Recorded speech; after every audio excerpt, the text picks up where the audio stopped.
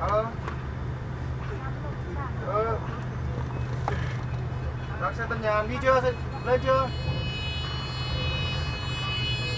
Đây đang ở chỗ Nghĩa Trang thôi. Ở chỗ Nghĩa Trang này chưa biết. Con kia đi mãi thế này thì đỗ nó không đi. Đang xuống dần, bên anh đang xuống rồi. Vâng. Con đầu kéo này mãi nó không đi được cái Đây đỗ không lại. phải là xe của nó đấy chứ nhỉ? Chắc không phải là chỉ nó tràn trở về chứ. Dưới đang lên. Nó tràn ở dần về kìa. Đường hạt. Trôi Nghĩa Trang kìa. Biết. Không biết. Đấy, rồi sao nhỉ? Đi đêm rồi đến đêm đi ban ngày là biết. Sao mà chúng ta đi biển đúng không? Ồ, cái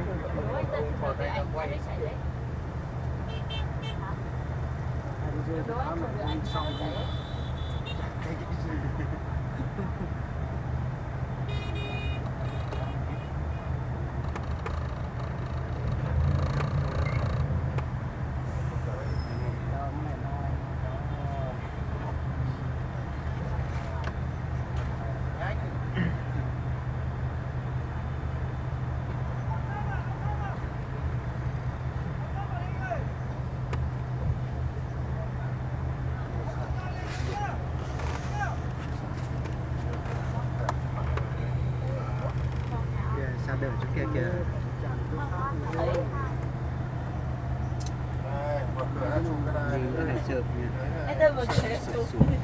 Lúc xe mình đang đi giữa đường thì mà sợp xuống trúng xe. Ngoài nên nó đứng đây à? Nó đi rồi thì đang trôi. Mở đóng cửa đấy. Thì chúng sạt thì nó lâu kìa. Rồi thì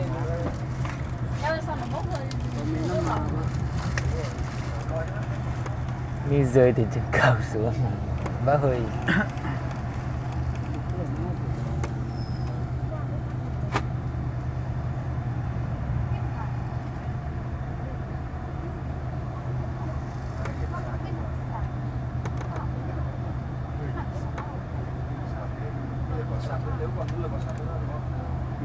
Cái nước tràn thì đâu về.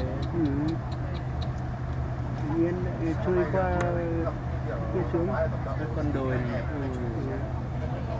Xe của nó ở đầu bên kia thôi. Cái khe bé cái này nước tràn đâu này chắc phải chỉ với hồ ấy. Cái bé thôi, cái bé nó tràn cái này nó to thôi. Nó đi được cắt luôn chứ.